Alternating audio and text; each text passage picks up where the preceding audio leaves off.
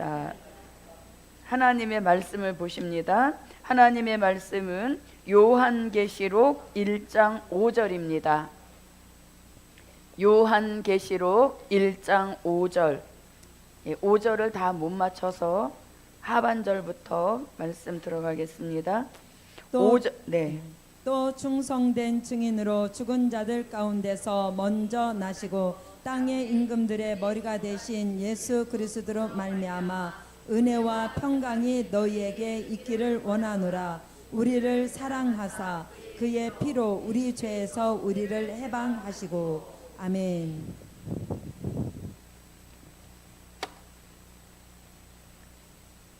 자, 오늘은 우리를 사랑하사, 여기부터 이제 들어갑니다. 우리를 사랑하사.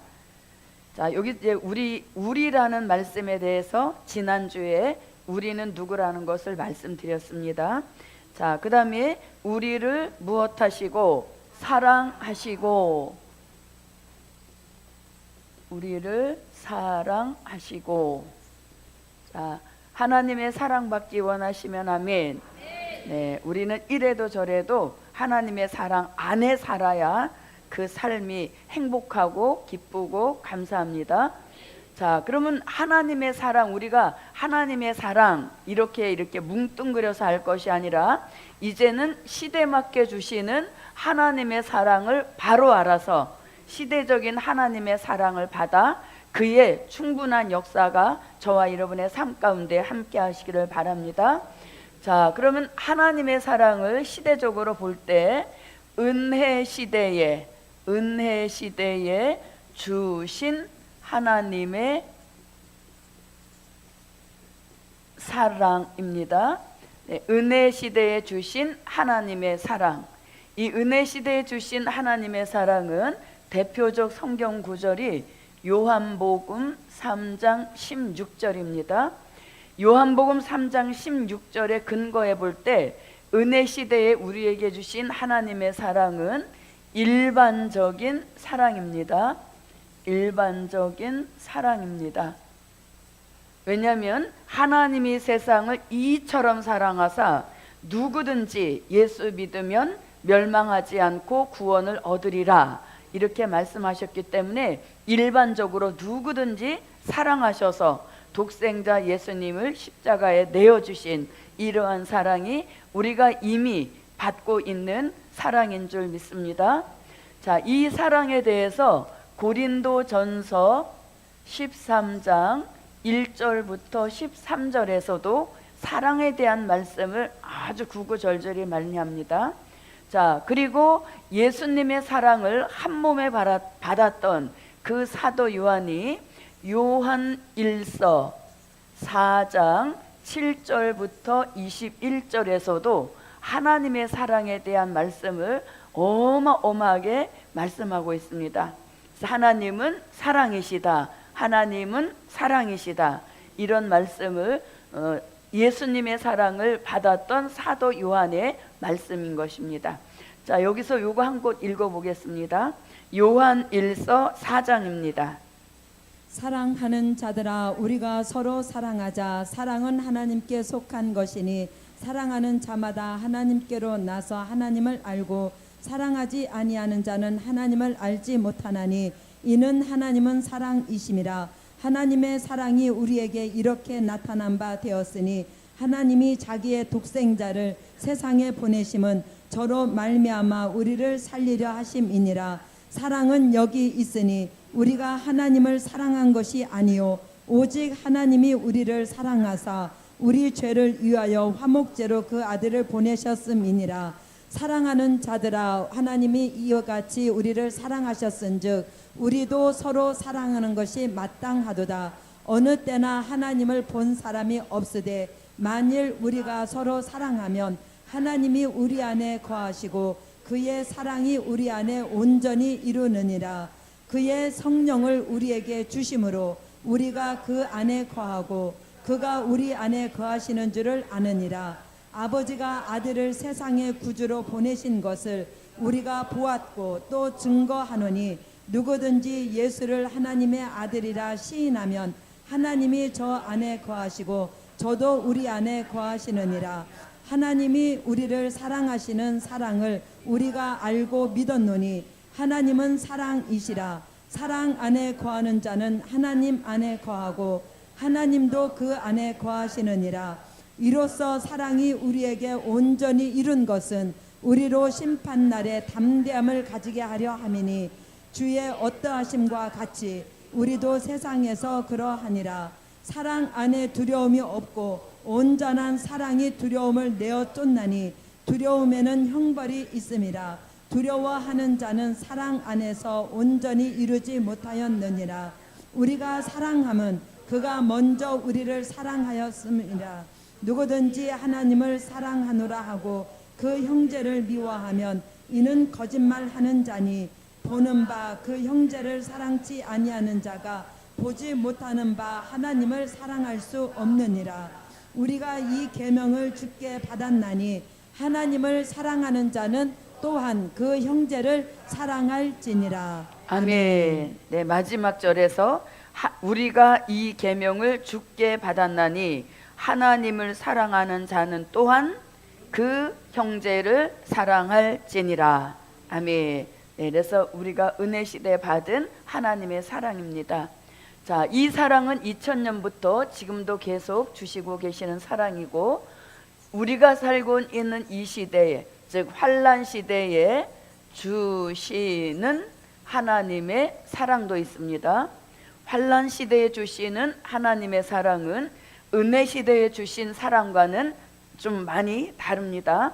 왜냐하면 말라기 1장 2절부터 3절 말씀에 보면 에서와 야곱은 한 형제인 겁니다. 누구의 아들로서? 네, 야곱과 에서는 한 아들입니다. 한 형제입니다.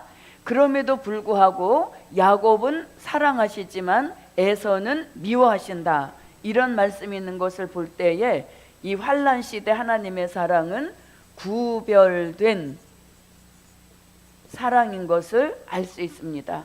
예, 그래서 우리 시대에는 미움받는 사람도 나오는데 저도 여러분도 에서같이 미움을 받는 사람으로가 아니라 야곱같이 사랑받는 저와 여러분이 돼야 하겠습니다.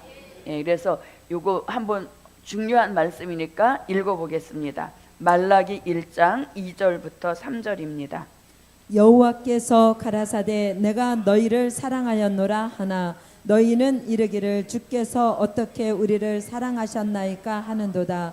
나 여호와가 말하노라. 에서는 야곱의 형이 아니냐. 그러나 내가 야곱을 사랑하였고 에서는 미워하였으며 그의 산들을 황무케 하였고 그의 산업을 광야의 실랑에게 붙였느니라. 아멘. 네, 그래서 미움받는 사람도 나오는 시대가 우리 시대라는 얘기인 것입니다. 자, 그 다음에 그럼 여기서 이제 구별된 사랑에 대한 것 여러 성경 구절이 있습니다만 한 구절만 한번 보겠습니다. 자, 요한계시록 22장 11절에 보면 사랑받는 자, 미움받는 자를 그대로 확정시켜서 갈라놓는 역사 있음을 알려주고 있습니다. 자, 계시록 22장 11절입니다. 불의를 하는 자는 그대로 불의를 하고 더러운 자는 그대로 더럽고 의로운 자는 그대로 의를 행하고 거룩한 자는 그대로 거룩되게 하라. 아멘. 자, 불의한 자와 의로운 자를 갈라놓는 시대입니다. 또 더러운 자와 또 거룩한 자를 구별하셔서 하나님이 왼편에 있는 사람은 미워하시고 오른편에 있는 사람을 사랑하시는 이러한 시대에 우리가 살고 있습니다. 조금 더 나가 본다면 마태복음 3장 12절에서 쭉정이가 나오는 우리 시대, 또 반면에 사랑받는 알곡이 나오는 시대입니다. 조금 더 나가 보면 마태복음 25장 32절로 34절에서 염소는 미워하시고 양을 사랑하시는 이러한 시대가 우리 시대입니다. 예, 그래서 저도 여러분도 불의한 자, 더러운 자, 쭉정이, 염소, 미움받는 사람인 것이고, 의로운 자, 거룩한 자, 알곡, 양을 분별하셔서 구별된 사랑을 내리시는 이러한 시대가 우리가 살고 있는 환난 시대인 것입니다. 그래서 저도 여러분도 못 받는 사람으로, 사랑받는 사람으로 삽시다. 그 사랑받는 사람에게 하나님이 모든 것을 보장해 주시는 그런 역사와 축복이 따르는 것입니다. 자, 말라기 선지자는 이렇게 구별된 사랑이라고 말씀했다면 이사야 선지자는 이사야 43장 3절로 4절에서 하나님이 사랑하신다는 것 말씀으로만 하시지 아니하시고 사랑하시는 그 종의 생명을 보배롭고 존귀하게 여기셔서 다른 사람의 생명을 대신하셔서라도 생명을 보장해 주시는 이런 역사 있음을 알려주고 있습니다. 자, 한번 읽어봅니다. 대저 나는 여호와 내 하나님이여 이스라엘의 거룩한 자여 내 구원자임이라. 내가 애굽을 너의 속량물로 구스와 스바를 너의 대신으로 주었노라. 내가 너를 보배롭고 존귀하게 여기고 너를 사랑하였은즉 내가 사람들을 주어 너를 바꾸며 백성들로 내 생명을 대신하리니. 아멘. 네, 자, 이렇게 하나님의 사랑은 구별되어 있는 사랑입니다. 자, 스바냐 선지자도 스바냐 3장 17절로 20절에서 하나님의 사랑은 사람들의 사랑같이 요란하지 아니하시고 하나님의 사랑은 어떻게 사랑하신다? 잠잠히 소리 없이 사랑하시지만 사랑받는 그 종 결국은 칭찬과 명성을 얻게 하시는 표적과 증거를 주신다는 겁니다. 자, 이 말씀도 한번 읽어봅니다. 너의 하나님 여호와가 너희 가운데 계시니 그는 구원을 베푸실 전능자시라. 그가 너로 인하여 기쁨을 이기지 못하여 하시며 너를 잠잠히 사랑하시며 너로 인하여 즐거이 부르며 기뻐하시리라 하리라. 내가 대회로 인하여 근심하는 자를 모으리니 그들은 내게 속한 자라. 너의 치욕이 그들에게 무거운 짐이 되었느니라. 그때 내가 너를 괴롭게 하는 자를 다 벌하고 저는 자를 구원하며 쫓겨난 자를 모으며 온 세상에서 수욕받는 자로 칭찬과 명성을 얻게 하리라. 내가 그때 너희를 이끌고 그때 너희를 모을지라. 내가 너희 목전에서 너희 사로잡힘을 돌이킬 때에 너희로 천하 만민 중에서 명성과 칭찬을 얻게 하리라. 나 여호와의 말이니라. 아멘. 네, 그래서 지금은 잠잠히 사랑하셔서 저 사람이 하나님의 사랑을 받고 있는 사람인가 아닌가 이렇게 할 정도이지만 때가 되면 그 종을 높이셔서 명성, 이름도 나게 하시고 아니 어디서 저런 종이 있다 이제 나왔느냐 칭찬도 얻게 하시는 이런 역사가 환난 시대에 주시는 하나님의 구별된 사랑입니다. 저도 여러분도 이 사랑 받기에 힘씁시다. 자, 이렇게 이제 구별된 사랑인데 이 사랑을 사도 요한도 요한계시록 3장 9절과 요한계시록 3장 19절에서도 사랑에 대한 말씀을 합니다. 자, 계시록 3장 9절을 한번 봅니다. 보라 사단의 회 곧 자칭 유대인이라 하나 그렇지 않고 거짓말하는 자들 중에서 몇을 내게 주어 저희로 와서 내 발 앞에 절하게 하고 내가 너를 사랑하는 줄을 알게 하리라. 아멘. 네, 사랑한다는 증거로 원수로 와서 그 종 발 앞에 절하게 함으로 하나님이 사랑하시는 종임을 알게 하신다는 겁니다. 자, 계시록 3장 19절입니다. 물은 내가 사랑하는 자를 책망하여 징계하노니 그러므로 내가 열심을 내라 회개하라. 아멘. 네, 하나님이 사랑하시는 종이 있는데 열심을 내고 또 열정을 내야 되는데 그렇지 않고 게으르고 또 아니라고 태만하니까 하나님이 사랑하시기 때문에 그냥 방치해 놓지 아니하시고 책망도 하시고 징계도 하신다 이렇게 말씀하십니다. 저도 여러분도 책망과 징계로 하나님이 나를 사랑하시는구나 하는 증거 받지 마시고 우리는 먼저 열심 냅시다. 그러한 종은 책망도 없이 징계도 없이 계속적 하나님의 사랑 안에 거하게 하시는 그런 역사와 축복이 함께 하실 줄 믿습니다. 자, 그럼 환란 시대에 주시는 이 구별된 사랑을 받으려면 가장 중요한 게 있습니다. 그게 뭐냐면 요한계시록 2장 4절로 5절 같이 잃어버린 처음 사랑을 회복해서 다시 그 사랑이 존재하는 그런 종이 될 때 환란 시대에 주시는 구별된 사랑을 받을 자격이 있는 것입니다. 그래서 이것이 선행되지 않으면 안 된다는 얘기인 것입니다. 자, 계시록 2장 4절부터 5절입니다. 그러나 너를 책망할 것이 있나니 너의 처음 사랑을 버렸느니라. 그러므로 어디서 떨어진 것을 생각하고 회개하여 처음 행위를 가지라. 만일 그리하지 아니하고 회개치 아니하면 내가 내게 임하여 내 촛대를 그 자리에서 옮기리라. 아멘. 네, 잃어버린 처음 사랑을 회복한 그 종에게 환란 시대에 주시는 하나님의 구별된 사랑을 주시는 겁니다.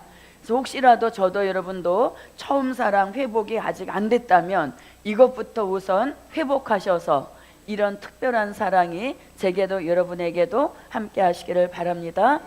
자, 이제 이렇게 환란 시대에 구별된 사랑이 있는가 하면 이제 천년 안식 시대에 주실 사랑도 있습니다. 예, 천년 안식 시대에 주실 하나님의 사랑도 있습니다. 자, 이 말씀은 이사야 62장 1절부터 5절에서 헵시바 뷸라의 사랑, 이게 천년 안식 시대에 가서 주실 하나님의 사랑인 것입니다. 헵시바 뷸라의 사랑이라고 하는 것은 더 이상 없는 사랑, 사랑의 아주 극치, 그거를 표하는 것입니다. 이런 사랑을 요한계시록 20장 9절 같이 사랑하시는 성에 들어가서 받게 될 사랑인 것입니다. 자, 그럼 이사야 62장부터 읽어봅니다. 나는 시온의 공의가 빛같이 예루살렘의 구원이 횃불같이 나타나도록 시온을 위하여 잠잠하지 아니하며 예루살렘을 위하여 쉬지 아니할 것인즉 열방이 내 공의를 열왕이 다 내 영광을 볼 것이요 너는 여호와의 입으로 정하실 새 이름으로 일컬음이 될 것임이며 너는 또 여호와의 손에 아름다운 면류관 내 하나님의 손에 왕관이 될 것이라. 다시는 너를 버리운 자라 칭하지 아니하며 다시는 내 땅을 황무지라 칭하지 아니하고 오직 너를 헵시바라 하며 내 땅을 뷸라라 하리니 이는 여호와께서 너를 기뻐하실 것임이며 내 땅이 결혼한 바가 될 것임이라. 마치 청년이 처녀와 결혼함 같이 내 아들들이 너를 취하겠고 신랑이 신부를 기뻐함 같이 내 하나님이 너를 기뻐하시리라. 아멘. 네, 하늘과 땅이 결혼한 것과 같은 그런 극치의 사랑을 주시는 역사가 천년 안식 시대에 있게 됩니다. 이 사랑을 나눌 성을 이름하여서 사랑하시는 성이라고 합니다. 계시록 20장 9절입니다. 저희가 지면에 널리 퍼져 성도들의 진과 사랑하시는 성을 들음에 하늘에서 불이 내려와 저희를 소멸하고. 아멘. 자, 이러한 나라를 일컬어서 요한계시록 11장 15절에서는 그리스도의 나라요, 또 예수님이 천년 동안 통치자가 되신다 하여서 천년 왕국이라고도 하는 것입니다. 또 일명 사랑 왕국이라고도 합니다. 왜냐하면 이런 사랑을 주실 곳이기 때문에 사랑 왕국이라고도 말합니다. 자, 계시록 11장 15절입니다.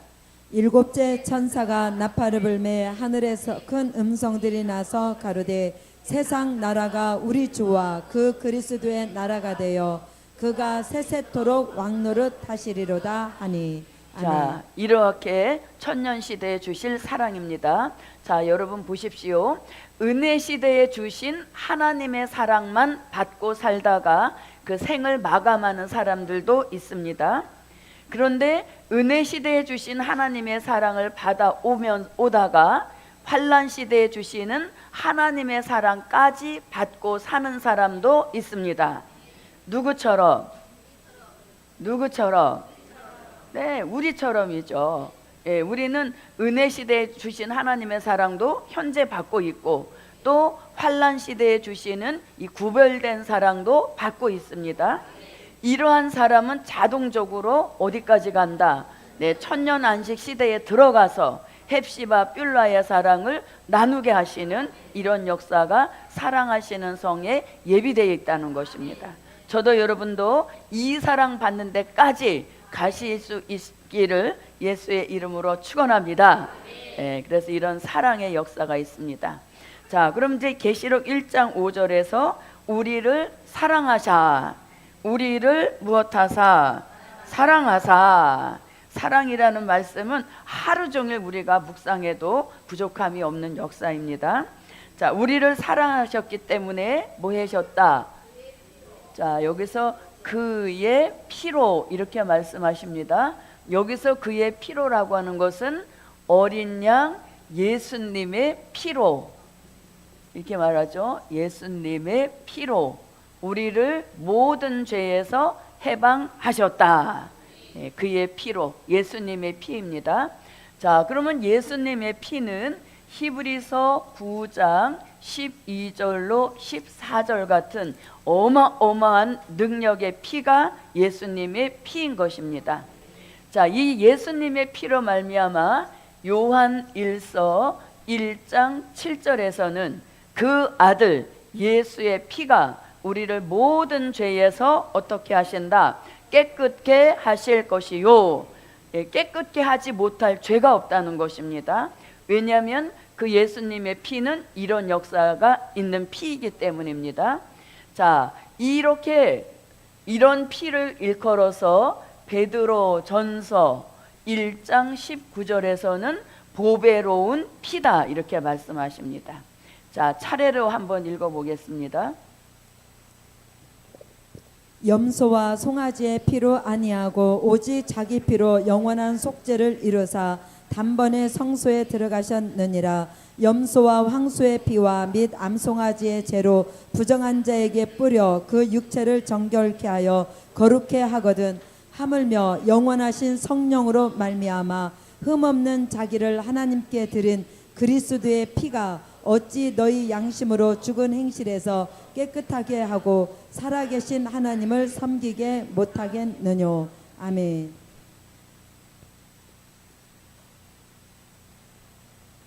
요한 1서 1장 7절입니다. 저가 빛 가운데 계신 것 같이 우리도 빛 가운데 행하면 우리가 서로 사귐이 있고 그 아들 예수의 피가 우리를 모든 죄에서 깨끗하게 하실 것이요. 아멘. 네, 자, 베드로전서입니다. 오직 흠없고 점없는 어린 양 같은 그리스도의 보배로운 피로 한 것이 아니라. 아멘. 네, 그리스도의 피는 무슨 피다? 보배로운 피. 그래서 그걸 줄여서 우리가 보혈이라고도 말하는 것입니다. 자, 이렇게 그의 피로 그 다음에 우리를 모든 죄에서 그 아들 예수의 피가 우리를 죄에서 이렇게 말씀하십니다. 자, 우리를 죄에서 이렇게 말씀합니다. 자, 그러면 죄라고 하는 것은 자, 죄는 이렇게 볼 수 있습니다. 원죄도 있고 또 우리가 스스로 짓는 자범죄도 있습니다. 자, 이 원죄는 아담의 후손으로 태어난 모든 사람들은 다 이 원죄를 안고 태어나는 것입니다. 갓난아이라 할지라도 자범죄는 없지만 무슨 죄는 원죄는 안고 태어난 것입니다. 그래서 이 아담의 후손에게 유전해오는 이 원죄를 창세기 3장 21절에서 하나님이 이런 역사를 통해서 원죄가 사함받을 것을 말씀하셨습니다. 자, 창세기 3장 21절로 한번 가봅니다. 여호와 하나님이 아담과 그 아내를 위하여 가죽 옷을 지어 입히시니라. 네. 네. 자, 여기서 무슨 옷을 지어 입히셨다? 가죽 옷을 지어 입히셨다 이렇게 말합니다. 여기서 가죽이라고 하는 것은 짐승을 잡아서 짐승의 그 가죽으로 옷을 만들어 입혔다는 겁니다. 짐승을 잡을 때 반드시 뭐가 흐릅니까? 짐승의 피가 흐르는 거죠. 그래서 이 역사는 먼 훗날에 이 가죽옷, 즉 예수님의 피로 모든 원죄를 사함받게 하실 것을 이 창세기 3장에서 이미 말씀해 주신 겁니다. 그래서 원죄는 반드시 누구를 믿어야? 예수를 믿고 그 피로 사함을 얻을 때 원죄는 없어지는 것입니다. 그런데 이제 문제는 뭡니까? 우리가 육이 약해서 늘 자범죄, 스스로 짓는 죄를 가리키는 것이죠. 자, 이 자범죄 또한 예수의 피로 우리가 죄 사함을 얻게 되는 축복인 것입니다. 그래서 아까 히브리서 9장 12절로 14절에서 예수님이 십자가에 달리심으로 영원한 속죄를 이루어 놓으셨지만 우리가 자범죄를 지으면 그 죄를 지을 때마다 예수의 피로 죄 사함의 역사를 매일같이 받아야 된다는 얘기인 것이죠. 그래서 우리는 죄 사함에는 꼭 예수의 피가 있어야만 사함의 축복을 받게 되는 것입니다. 자, 이렇게 이제 우리 죄에서 우리를 무엇하셨다? 해방하셨다. 아멘.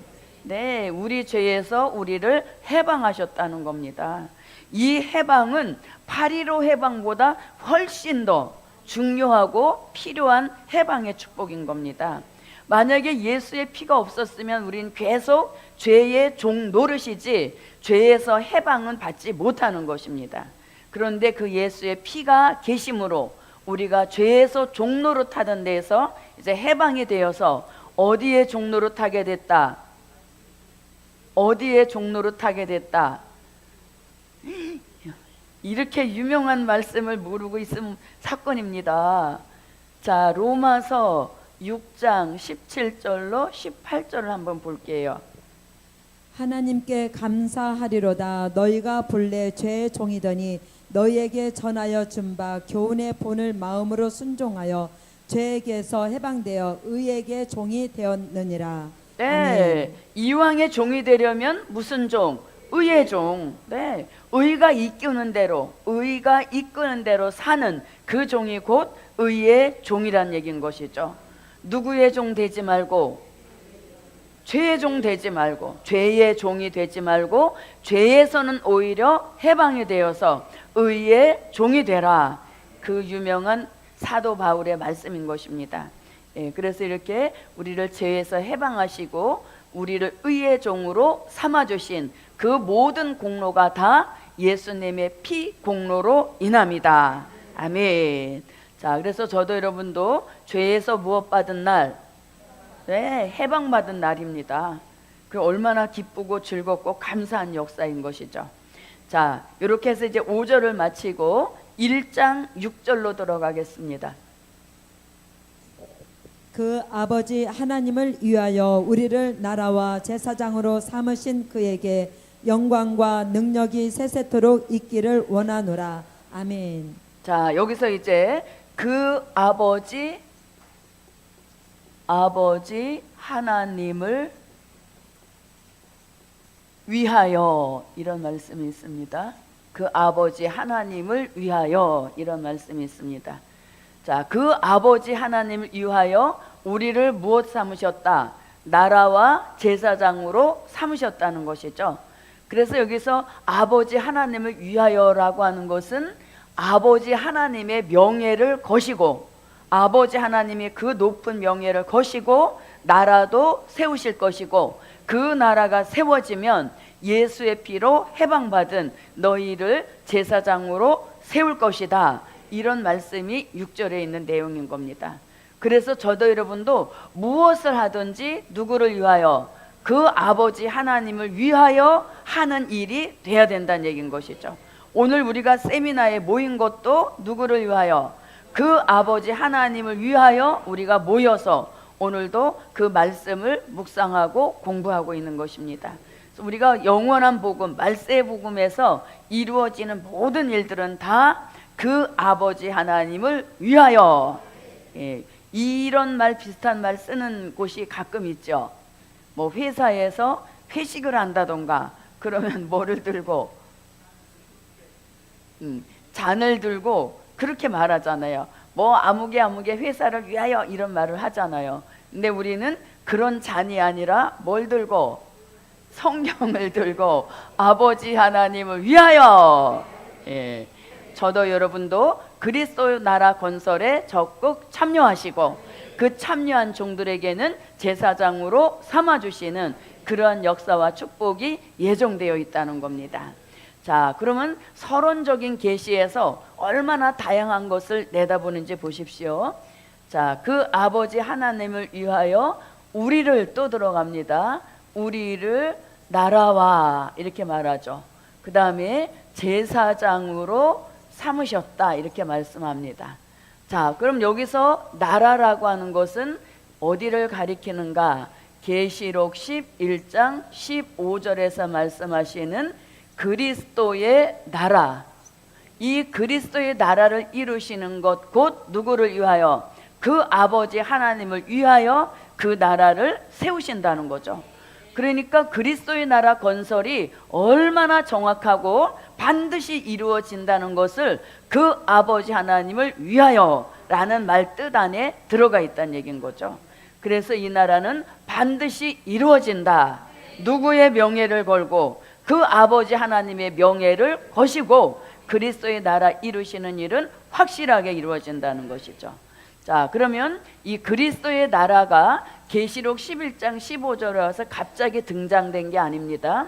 자, 이 그리스도의 나라는 복음서와 또 서신서에서도 이 그리스도의 나라 이루어질 것에 대한 말씀을 하고 있습니다. 자, 먼저 복음서를 한번 보면 마태복음 6장 10절에서도 마태복음 6장 31절로 33절에서도 마태복음 21장 43절에서도 또 마태복음 25장 32절로 34절에서도 또 요한복음 3장 3절로 5절에서도 고린도전서 15장 50절에서도 갈라디아서 5장 19절부터 21절에서도 또 야고보서 2장 5절에서도 나라라는 말씀이 나오는데 여기 복음서와 서신서에서 말씀하시는 그 나라가 곧 일곱째 나팔 불고 이루어지는 그리스도의 나라인 겁니다. 그래서 그리스도의 나라는 이미 복음서에부터 예수님이 간간히 이렇게 소개해 놓으신 나라라는 얘기인 것이죠. 자, 이건 우리가 주기도문 할 때마다 했던 나라인 겁니다. 사실 무슨 뜻인지도 모르고 해 놓은 것이죠. 그렇지만 기도의 분량은 쌓여 있는 것입니다. 그래서 이 예수 믿고 주기도문 하는 사람들은 하루에 최소한 몇 번은 할까요? 네, 그래서 이 나라가 이루어지는 그 역사에 대해서는 이미 분량이 채워질 만큼 채워져 있다는 얘기인 것이죠. 한번 읽어보겠습니다. 나라의 임하옵시며 뜻이 하늘에서 이룬 것 같이 땅에서도 이루어지이다. 네, 땅에 이루어질 나라를 이미 주기도문에서부터 말씀하셨다는 겁니다. 자, 그 다음에 마태복음 6장 31절로 33절에서는 먹을 거 입을 것이 걱정되느냐, 그것 걱정할 힘이 있으면 먼저 그의 나라와 그의 의를 구하라. 먼저 구할 그의 나라가 곧 그리스도의 나라인 것입니다. 그래서 우리가 육의 것이 걱정되거들랑 이 우선순위, 기도의 우선순위는 바로 알아서 기도하면 그 기도를 통하여서 구하지 않은 땅의 것을 더 주시는 역사 있음을 알려주십니다. 자, 그 나라는 반드시 무엇 맺어야? 열매 맺어야 들어가는 하나님의 나라인 것입니다. 자, 이 말씀은 한번 읽어보겠습니다. 마태복음 25장 32절부터 34절입니다. 모든 민족을 그 앞에 모으고 각각 분별하기를 목자가 양과 염소를 분별하는 것 같이 하여 양은 그 오른편에 염소는 왼편에 두리라. 그때 임금이 그 오른편에 있는 자들에게 이르시되 내 아버지께 복받을 자들이여 나와 창세로부터 너희를 위하여 예비된 나라를 상속하라. 네, 창세로부터 예비하신 나라, 그 나라가 곧 그리스도의 나라인 것입니다. 자, 그래서 그리스도의 나라는 창세로부터 예비하신 나라인 것입니다. 자, 물과 성령으로 거듭나야만 들어갈 수 있는 나라. 그 다음에 혈과 육을 죽여야 들어갈 수 있는 나라. 그 다음에 육체의 소욕을 죽이지 않고는 하나님의 나라를 들어가지 못한다는 것입니다. 또 세상에 대하여는 가난한 자를 택하사 믿음에 부요하게 하시고 그 나라를 유업으로 받게 하신다. 이러한 말씀이 다 그리스도의 나라를 알리신 말씀인 것입니다. 자, 이렇게 복음서와 서신서에만 있는 것이 아닙니다. 선지자들도 그리스도의 나라 이루어질 것을 이미 예언해 놓았습니다. 자, 보십시오. 이사야 9장 6절부터 7절에서 이사야 11장 6절로 9절에서 이사야 32장 1절에서 이사야 35장 1절로 10절에서 또 이사야 65장 25절 등에서 그리스도의 나라 이루어질 것을 말씀하고 있습니다. 자, 이 말씀은 다 읽어봐야 너무 좋은 말씀들인데 시간 관계상 이사야 11장 6절로 9절을 한번 보겠습니다. 그때 이리가 어린 양과 함께 거하며 표범이 어린 염소와 함께 누우며 송아지와 어린 사자와 살찐 짐승이 함께 있어 어린 아이에게 끌리며 암소와 곰이 함께 먹으며 그것들의 새끼가 함께 엎드리며 사자가 소처럼 풀을 먹을 것이며 젖먹는 아이가 독사의 구멍에서 장난하며 젖된 어린 아이가 독사의 굴에 손을 넣을 것이라. 나의 거룩한 산 모든 곳에서 해됨도 없고 상함도 없을 것이니 이는 물이 바다를 덮음같이 여호와를 아는 지식이 세상에 충만할 것임이니라. 아멘. 여호와를 아는 지식이 충만한 세상이 이루어진다는 것입니다. 자, 그 다음에 이사야 35장 5절부터 10절만 한번 읽어보겠습니다. 5절부터 10절입니다. 그때 소경의 눈이 밝을 것이며 기머거리의 귀가 열릴 것이며 그때 저는 자는 사슴같이 뛸 것이며 벙어리의 혀는 노래하리니 이는 광야에서 물이 솟겠고 사막에서 시내가 흐를 것임이라. 뜨거운 사막이 변하여 못이 될 것이며 메마른 땅이 변하여 원천이 될 것이며 실랑의 눕던 곳에 풀과 갈대와 부들이 날 것이며 거기 대로가 있어 그 길을 거룩한 길이라 일컫는 바 되리니 깨끗이 못한 자는 지나지 못하겠고 오직 구속함을 입은 자들을 위하여 있게 된 것이라. 우매한 행위는 그 길을 범치 못할 것이며 거기는 사자가 없고 사나운 짐승이 그리로 올라가지 아니하므로 그것을 만나지 못하겠고 오직 구속함을 얻은 자만 그리로 행할 것이며 여호와의 속량함을 얻은 자들이 돌아오되 노래하며 시온에 이르러 그 머리 위에 영영한 희락을 띠고 기쁨과 즐거움을 얻으리니 슬픔과 탄식이 달아나리로다. 아멘. 네, 슬픔과 탄식까지 다 달아나게 하시는 그런 곳이 바로 그리스도의 나라인 것입니다. 저도 여러분도 이 나라를 목적하고 오늘도 이 나라로 인도해 주시는 예언의 말씀을 쫓아가고 있는 우리 모두가 복 있는 줄 믿습니다. 자, 이사야 9장 6절로 7절에서는 한 아기 한 아들을 우리에게 주신 바 되었는데 그 한 아기 한 아들이 때가 되면 평강의 왕이 되시고 다윗의 위에 앉으셔서 그 나라를 세우시고 자금 이후 영원토록 공평과 정의로 그 나라를 보존하실 것이라. 그리스도의 나라입니다. 자, 이사야 32장 1절에서는 한 왕 되시는 한 분 예수님이 의로 통치하시고 방백들이 공평으로 정사하는 나라가 이루어진다는 겁니다. 그 다음에 뱀은 흙으로 식물을 삼는 그 나라가 온다는 얘기인 것이죠.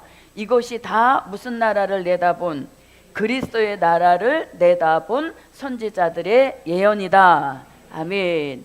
자, 그 다음에 다니엘 선지자도 이 그리스도의 나라를 예언했습니다.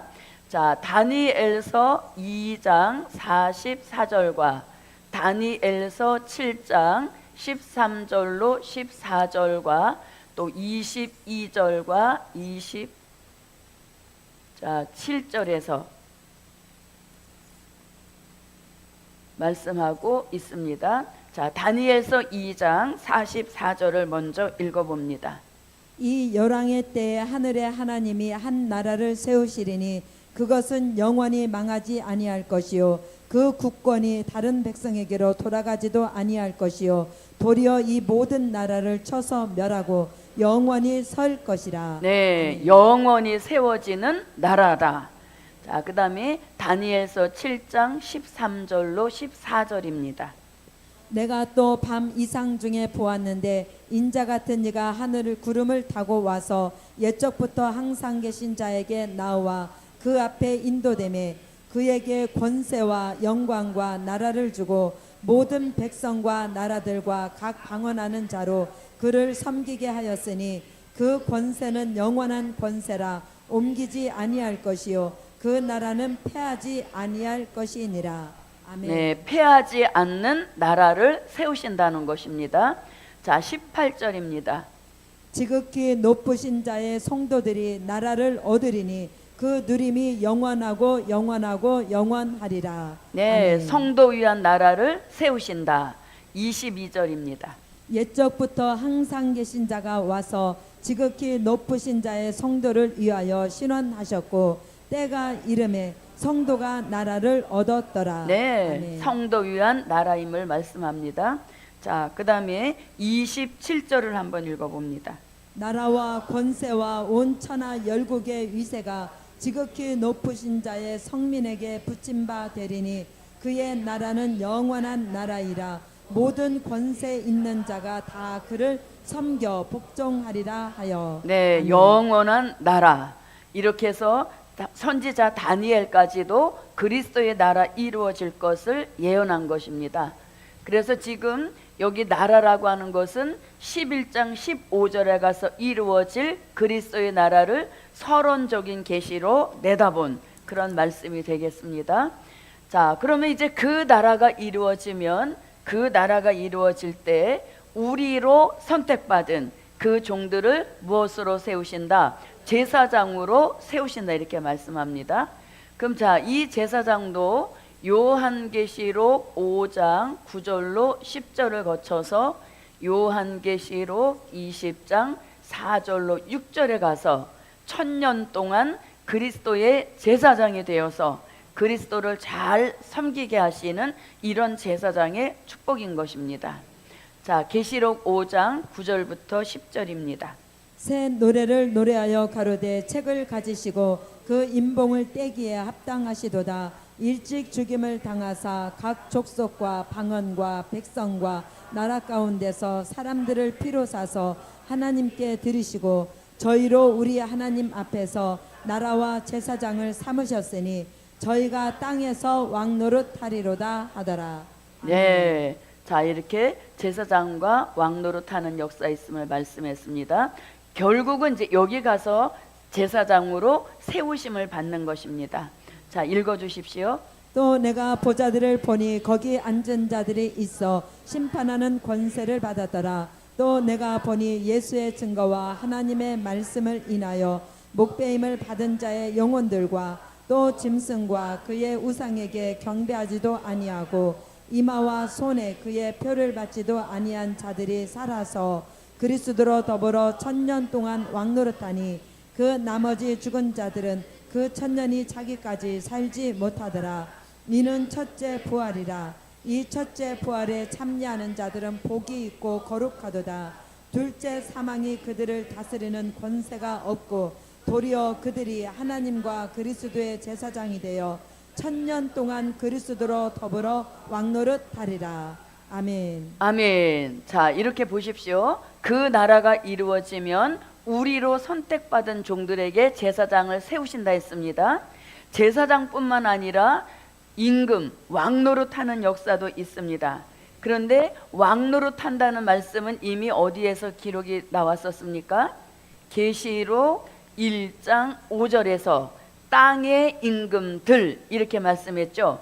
그 땅의 임금들이 곧 그 나라가 이루어지면 제사장뿐만 아니라 왕권의 축복도 주신다는 것을 5절에서 말씀하시고 6절에서는 이제 제사장의 말씀을 하신 겁니다. 그래서 저도 여러분도 왕노릇도 하게 하시고 제사장이 되게 하셔서 그리스도를 잘 섬기게 하시는 최상의 축복을 예비해 놓으신 것.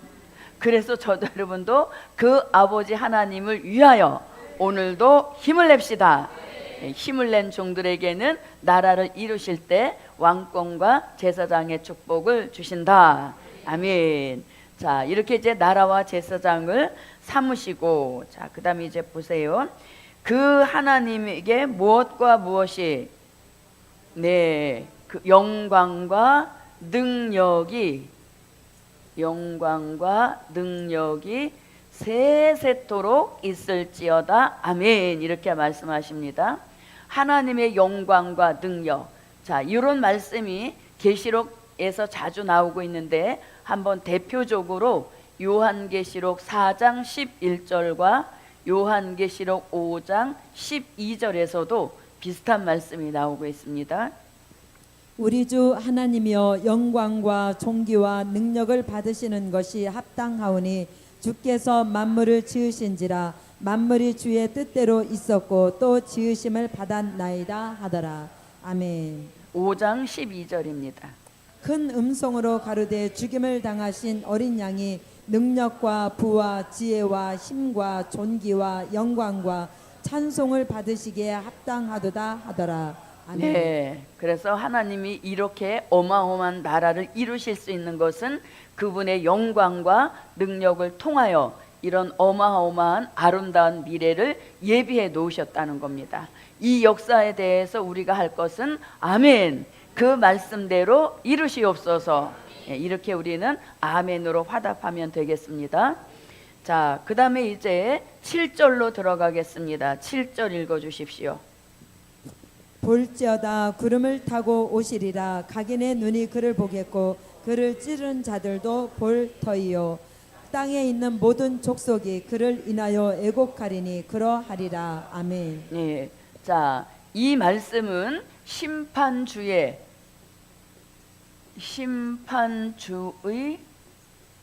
지상 강림을 무슨 계시로, 네, 서론적인 계시로 내다본 말씀입니다. 1장 7절에서 볼지어다 구름을 타고 오시리라 한다고 해서 1장에서 이미 심판주가 지상 강림하시면 나머지 2장 3장 뭐 끝까지 갈 필요가 없는 거죠.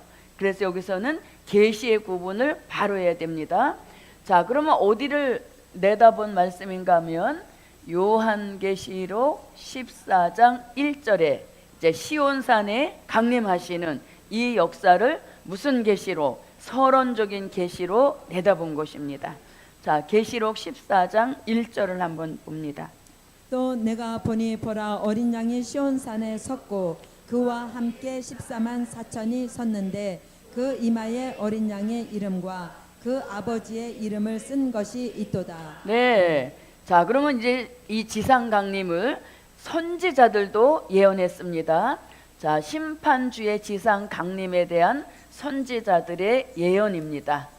자, 그 예언은 이사야 19장 1절부터 4절에서 이사야 63장 1절로 6절에서 자, 그 다음에 이사야 64장 1절로 4절에서 이사야 66장 15절로 16절에서 심판주의 지상 강림을 이사야 선지자가 예언을 했습니다.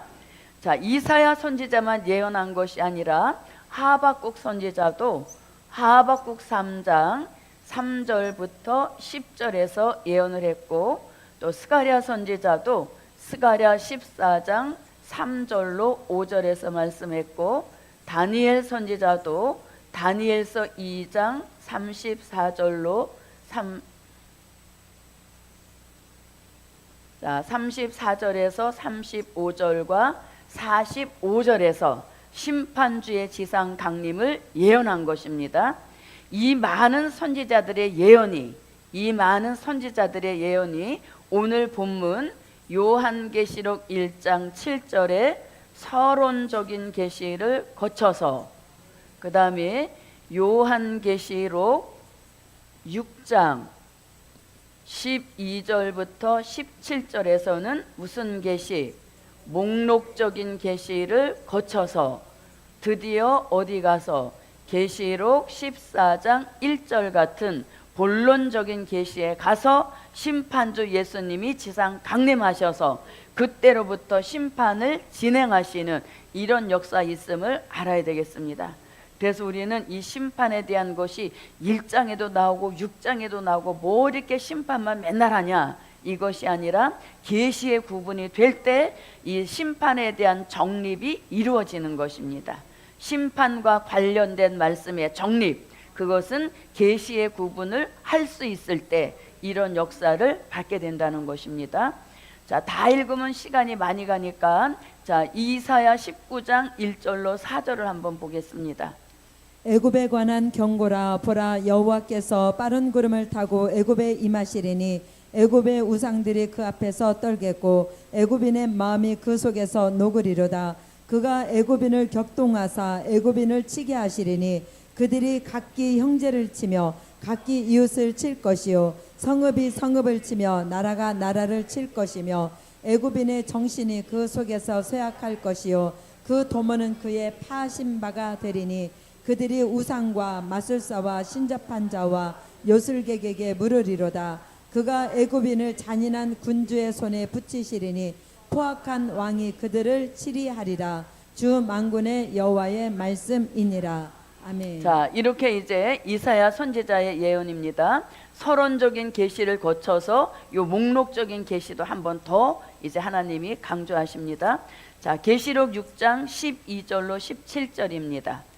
내가 보니 여섯째 인을 떼실 때에 큰 지진이 나며 해가 총담같이 검어지고 온 달이 피같이 되며 하늘의 별들이 무화과 나무가 태풍에 흔들려 선 과실이 떨어지는 것 같이 땅에 떨어지며 하늘은 종이 축이 말리는 것 같이 떠나가고 각 산과 섬이 제자리에서 옮기우매 땅의 임금들도 왕족들과 장군들과 부자들과 강한 자들과 각 종과 자주자가 굴과 산 바위 틈에 숨어 산과 바위에게 이르되 우리 위에 떨어져 보좌에 앉으신 이의 낮에서와 어린 양의 진노에서 우리를 가리우라. 그들의 진노의 큰 날이 이르렀으니 누가 능히 서리요 하더라. 아멘. 자, 이렇게 목록적인 계시를 거쳐서 결국은 본론적인 계시 요한계시록 14장 1절로 연결이 되는 것입니다. 자, 14장 1절 한 번 더 봅니다. 또 내가 보니 보라, 어린 양이 시온산에 섰고 그와 함께 14만 4천이 섰는데 그 이마에 어린 양의 이름과 그 아버지의 이름을 쓴 것이 있도다. 네. 아멘. 자, 그래서 우리가 이렇게 말씀을 찾아서 읽을 때에 꼭 함께 읽어봐야 됩니다. 왜냐하면 그것이 자꾸 이렇게 들려지고 눈에 익혀져서 어디 가서 이제 누가 성경을 읽을 때 토시 하나라도 틀린 것을 찾아낼 수 있는 그런 역사를 받으려면 꼭 자기 눈으로 확인을 해서 읽는 그런 좋은 습관이 와야 되겠습니다. 자, 그럼 이제 다시 와 보십시오. 자, 볼지어다 뭘 타고 오시리라. 구름을 타고 오시리라. 예, 구름을 타고 오신다는 겁니다. 자, 구름을 타고 오신다. 누가 구름을 타고 오신다? 네, 심판주 예수님이 구름을 타고 오십니다. 자, 구름 타고 오신다는 이 말씀 우리가 조금 전에 읽어봤습니다. 이사야 19장 1절로 4절에서도 빠른 구름 타고 애굽에 강림하신다 이렇게 말씀하죠. 구름을 타고 오신다 그러니까 정말 구름을 둥실둥실 뭐 이렇게 타고 오신다 이런 의미가 아니라 하나님의 영광 중에 오신다는 그런 말씀이죠. 그래서 우리가 구름 타고 오신다고 하니까 정말 뭐 그런 생각은 굉장히 초등학문적인 그런 사고인 것이죠. 그래서 여기서 구름이라고 하는 것은 영광 중에 오신다, 예, 그런 의미로 받으시면 되겠습니다. 자, 이 구름은 심판주와 관련된 구름인 것입니다. 자, 그러면 참고로 이 말세 사명자들도 이 구름과 굉장히 관계가 있습니다. 보십시오. 자, 데살로니가 전서 4장 16절로 17절에서도 구름이란 말씀 나옵니다. 이 구름이 결국 계시록 11장 12절의 구름과 같은 구름의 역사입니다. 자, 이거는 이제 들림받는 역사 때 그 구름의 역사인 것이고, 그 다음에 요한계시록 10장 1절로 3절에서 작은 책의 말씀을 사자같이 부르짖는 그 종이 무엇을 입고 내려오더라? 구름을 입고 내려오더라, 이렇게 말씀하시죠. 자, 그러면 한번 읽어보겠습니다. 데살로니가 전서 4장 16절로 17절입니다. 주께서 호령과 천사장의 소리와 하나님의 나팔로 친히 하늘로 쫓아 강림하시리니 그리스도 안에서 죽은 자들이 먼저 일어나고 그 후에 우리 살아남은 자도 저희와 함께 구름 속으로 끌어올려 공중에서 주를 영접하게 하시리니 그리하여 우리가 항상 주와 함께 있으리라. 네, 구름 속으로 끌어올려. 여기서는 구름을 타고 이렇게 말씀합니다. 하늘로부터 큰 음성이 있어 이리로 올라오라 함을 저희가 듣고 구름을 타고 하늘로 올라가니 저희 원수들도 구경하더라. 네, 아멘. 자, 이건 주의 재림이 있을 때 말세 사명자와 관련된 구름의 역사입니다. 이 또한 실질적 구름 타고 올라간다, 이것이 아니라 하나님의 영광 중에 끌어올려지는 역사를 말씀하신 것이죠. 자, 그 전에 우리는 또 요 한 번의 구름의 역사를 입게 됩니다. 자, 계시록 10장 1절부터 3절입니다. 내가 또 보니 힘센 다른 천사가 구름을 입고 하늘에서 내려오는데 그 머리 위에 무지개가 있고 그 얼굴은 해 같고 그 발은 불기둥 같으며 그 손에 펴놓인 작은 책을 들고 그 오른발은 바다를 밟고 왼발은 땅을 밟고 사자에 부르짖는 것 같이 큰 소리로 외치니 외칠 때 7 우레가 그 소리를 발하하더라. 네, 그래서 구름을 입혔다는 것은 아주 신비로운 모습으로 작은 책의 말씀을 부르짖는 그 종의 모습을 말씀한 겁니다. 그래서 이렇게 마지막 복음 역사에는 구름과 굉장히 관계가 있습니다. 심판주도 구름 타고 오신다. 또 들림받는 우리도 구름 속으로 끌어올려. 이게 구름의 역사가 있음을 말씀해 주죠.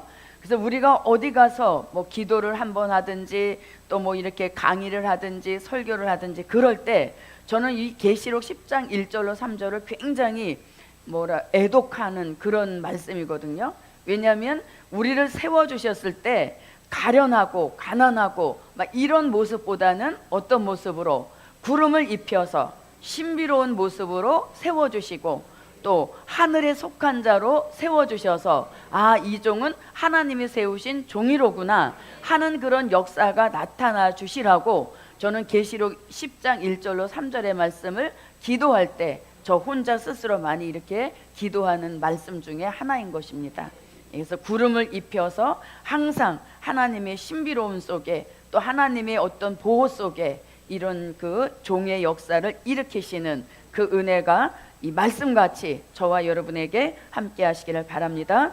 자, 구름을 타고 오시리라. 그 다음에 뭐를 보겠고? 각인의 눈이 그를 보겠고 했죠.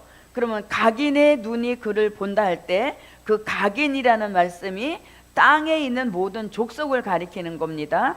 자, 그러면 그를 보겠고 할 때 그를은 누구? 구름 타고 오시는 심판주 예수님을 본다는 것이죠. 그러면 구름을 타고 오시는 심판주의 모습을 보는 그 눈은 복이 있다, 화가 있다? 안 넘어가시네. 그렇죠. 자, 심판주가 지상 강림하고 계시는데 그걸 본다라고 하는 것은 무슨 대상이나 똑같아요? 심판의 대상이 되는 것과 똑같은 것이죠. 그래서 우리는 심판주가 공중에 오실 때는 신랑 예수, 그 영접을 하기 위하여서 우리는 구름을 타고 올라가는 것입니다. 공중에서 계시다가 때가 되면 지상에 강림하시죠. 강림하시는 그 역사에 그 강림하시는 예수님은 더 이상 구원자도 아니시고 신랑도 아니고 심판의 주로 오시기 때문에 지상에 오시는 예수님을 보고 있다는 그 자체가 심판의 대상이 되었다는 뜻인 것이죠.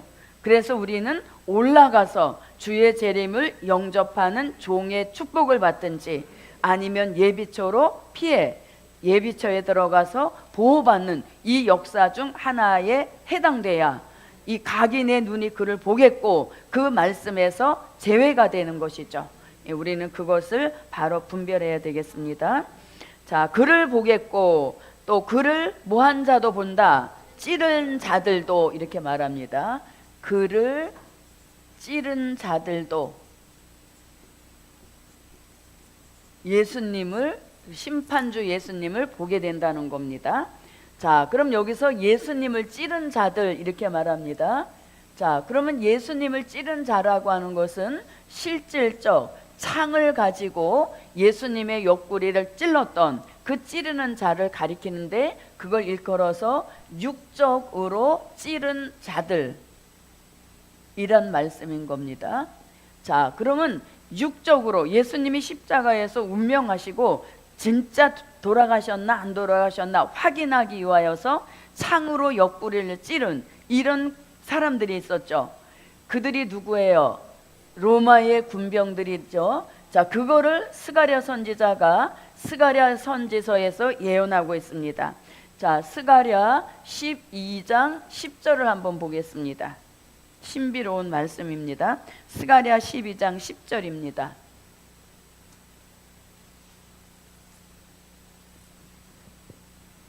내가 다윗 집과 예루살렘 거민에게 은총과 간구하는 심령을 부어주리니 그들이 그 찌른 바 그를 바라보고 그를 위하여 애통하기를 독자를 위하여 애통하듯 하며 그를 위하여 통곡하기를 장자를 위하여 통곡하듯 하리로다. 네, 그들이 그 찌른 바 그를 보고 그를 위하여 애통하기를 이렇게 말씀하죠. 육적으로 찌른 자들이 이제 그 심판주가 지상 강림한 것을 보게 된다는 것입니다. 자, 그 다음에 요한복음 19장 13절로 14절에서 창으로 옆구리를 찌른 그 말씀을 하고 있습니다. 자, 34절로 37절을 보겠습니다. 그중 한 군병이 창으로 옆구리를 찌르니 그 피와 물이 나오더라. 이를 본 자가 증거하였으니 그 증거가 참이라. 저가 자기의 말하는 것이 참인 줄 알고 너희에게 믿게 하려 함이니라. 아멘. 37절까지 한번 볼게요. 이 일이 이룬 것은 그 뼈가 하나도 꺾이지 아니하리라 한 성경을 응하게 하려 함이라. 또 다른 성경에 저희가 그 찌른 자를 보리라 하였느니라. 아멘. 네, 저희가 그 찌른 자를 보리라 하였느니라. 요 말씀이 계시록 1장 7절에 와서 이루어지는 것이죠. 그래서 찌른 자들도 심판주가 지상 강림하는 것을 보게 된다는 것입니다. 자, 그 다음에 또 영적으로 찌른 자들도 있습니다. 자, 영적으로 찌른 자들이라고 하는 것은 히브리서 6장 4절로 6절에서 한 번 예수를 믿고 성령에 참여한 바 되었음에도 불구하고 타락한 자가 나온다는 거죠.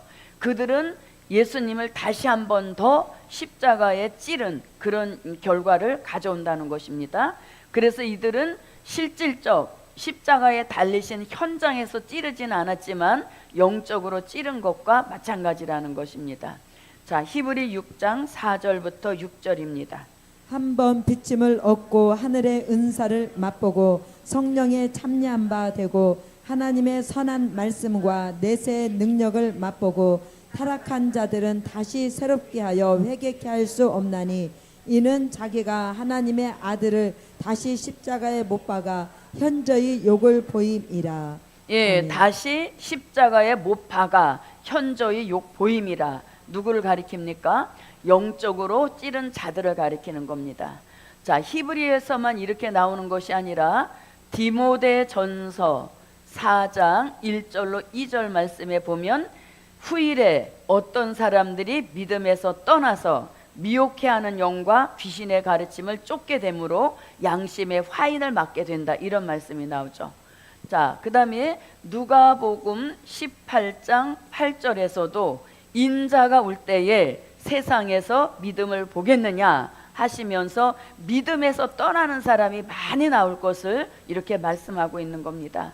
그래서 저도 여러분도 믿음을 지키게 하시는 이 역사에 대해서 감사할 수 있는 그런 좀 영적으로 이렇게 감사에 대한 것을 더 세밀하게 볼 수 있는 그런 역사가 함께 하시기를 바랍니다. 자, 디모데전서 4장 1절로 2절입니다.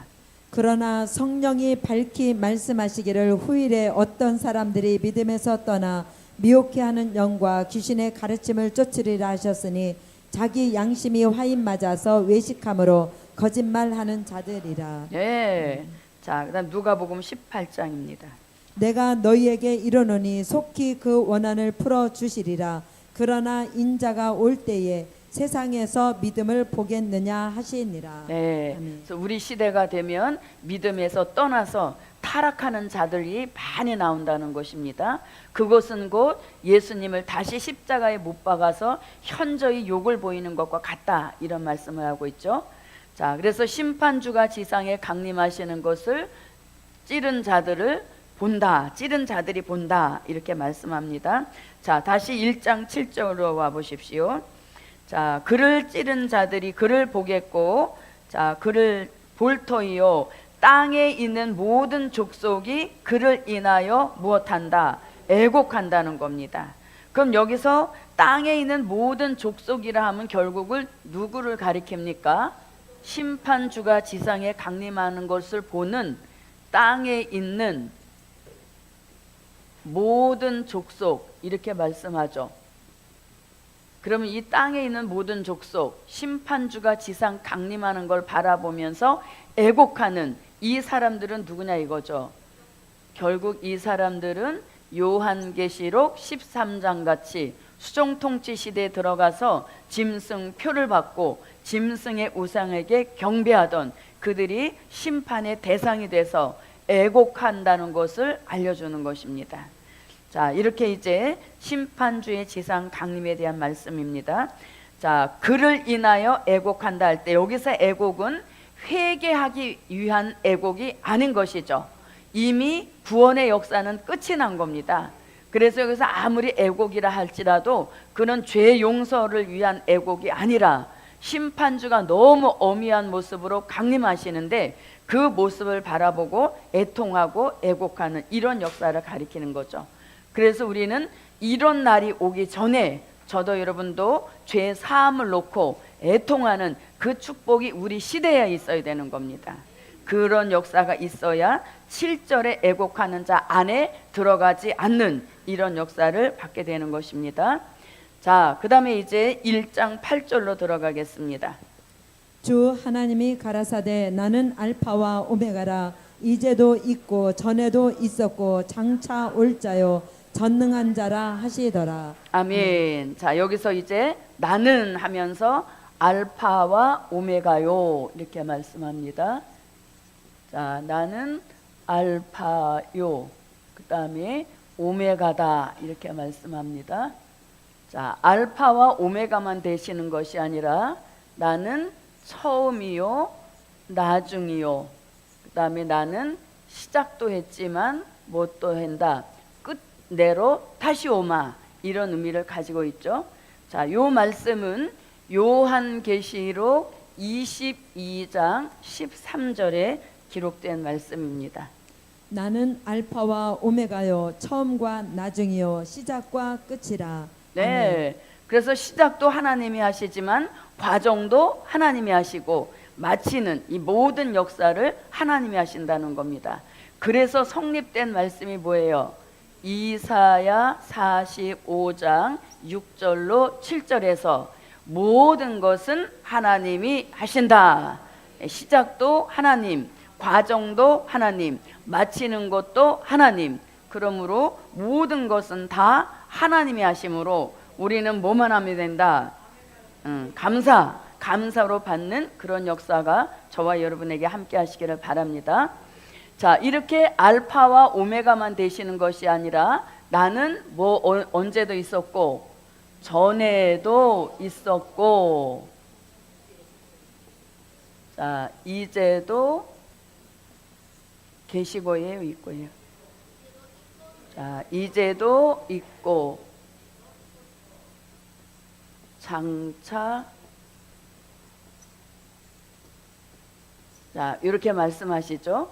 자, 전에도 있었고 라고 하는 것은 과거에도 전능하신 하나님으로 계셨다는 겁니다.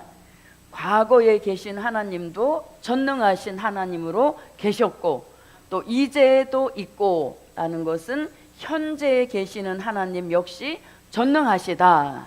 그리고 장차 올 자요라고 하는 것은 미래의 재림의 주로 다시 오시는데, 그때도 무엇이다? 전능하시다. 이렇게 말씀하시죠.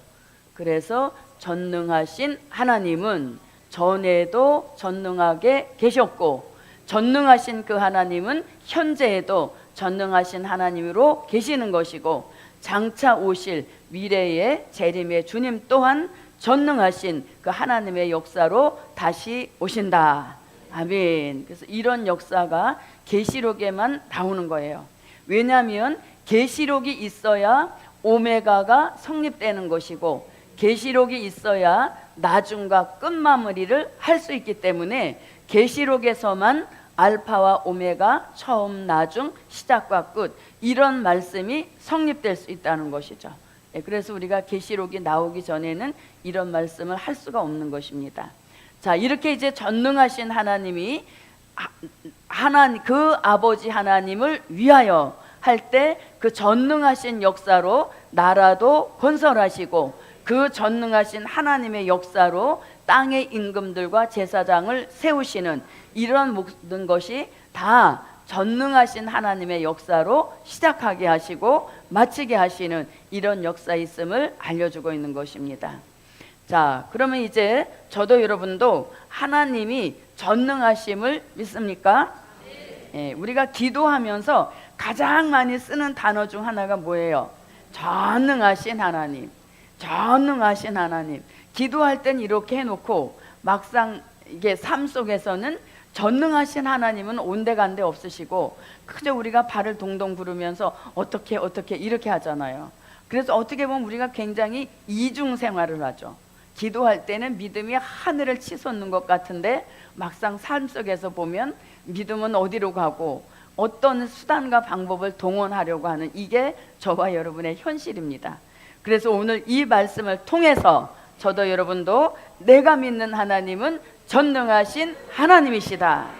모든 것을 하실 수 있는 그 전능하신 하나님이 나의 아버지시고, 그 전능하신 하나님이 나를 구원하신 구원주이신, 이것만 믿음으로 확실하게 있으면 우리가 막 조바심 칠 일도 없는 것이고, 또 우리가 막 이렇게 근심 걱정에 쌓여 있는 그런 일도 벗어나는 것입니다.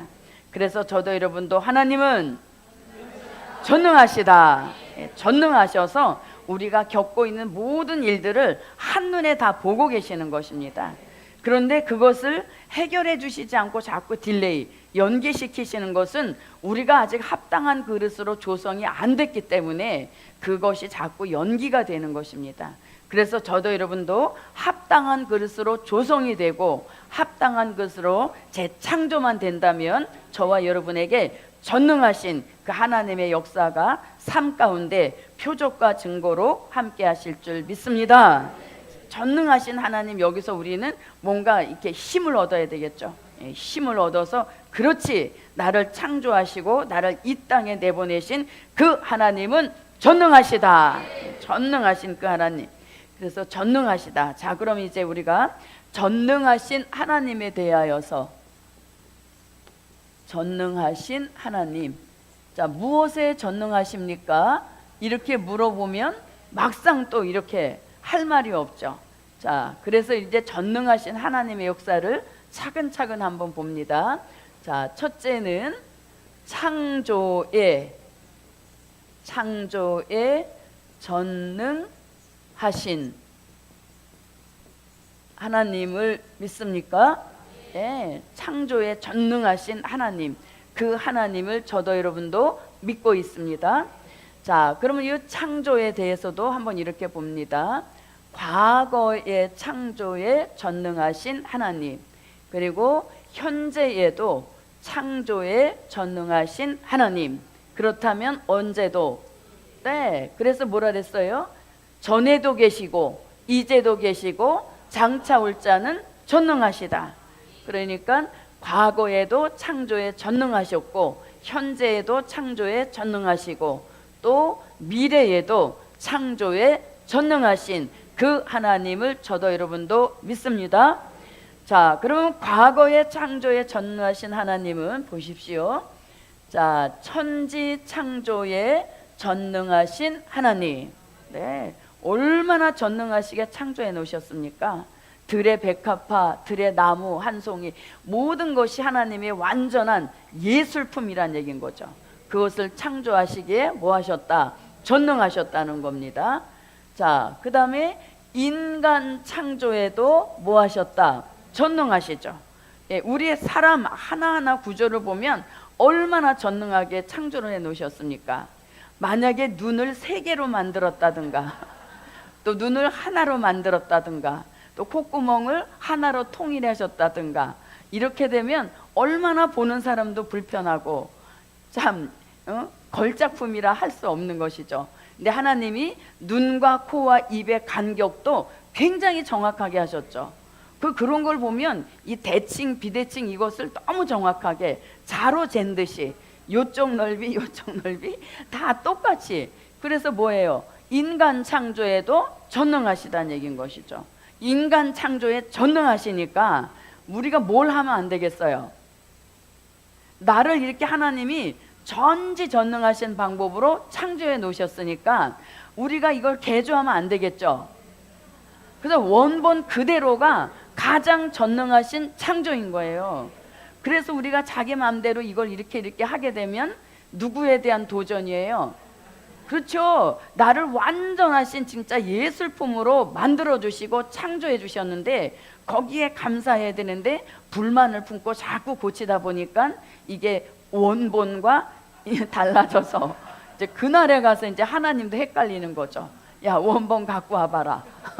그래서 문을 안 열어주실 수도 있는 거죠. 이거는 믿거나 말거나. 그래서 우리를 창조하신데 전능하셨어요. 그래서 나를 창조해 주신 그 모습 그대로 감사할 수 있는, 만족할 수 있는 그런 역사가 있어야 되겠습니다. 자, 그 다음에 만물 창조입니다. 네, 우리 만물 창조하신 거 보면 혀가 내둘러지죠. 어떤 예술가가 만들었어도 이런 완성품은 만들 수가 없는 것입니다. 하나님만이 전능하시기 때문에 이런 창조를 하실 수 있다는 거죠. 그래서 얼마나 만물 창조를 튼튼하게 하셨는지 몇 천 년이 지나도 그대로 보존될 수 있는 것이죠. 그게 다 창조에 전능하신 하나님의 역사란 얘기인 것입니다. 자, 그 다음에 현재에도 무엇에 전능하시다? 창조에 전능하시죠. 그러면 현재의 창조의 전능은 뭐냐? 이사야 43장 1절 같이 우리가 누구를 닮았었습니까? 마태복음 창세기 1장 26절로 28절에 보면 우리를 만드실 때 하나님의 형상을 따라 하나님의 모양대로 창조해 주셨죠. 그걸 그대로 보존을 했어야 되는데 범죄함으로 말미암아 우리가 닮아서는 안 되는 아담을 닮아버리고 또 에덴 동산에서도 쫓겨나는 이런 일을 당하게 됐다는 거죠. 그래서 하나님이 우리를 조성하시기에 전능하시고 우리를 재창조하시기에 전능하셔서 우리를 예수 그리스도의 형상으로 만드시기에 전능하시다. 믿으시면 아멘. 네, 예수 그리스도의 형상으로 재창조하시기에 전능하시다는 겁니다. 자, 그러면 예수 그리스도의 형상을 왜 이루어야 되냐 이거죠. 자, 우리가 창세기 1장 26절로 28절은 요게 에덴에 살던 사람의 모습인 것이죠. 에덴에 살던 사람의 모습인데 이제 우리가 아까 계시록 11장 15절 그리스도의 나라를 이루시기에도 전능하시죠.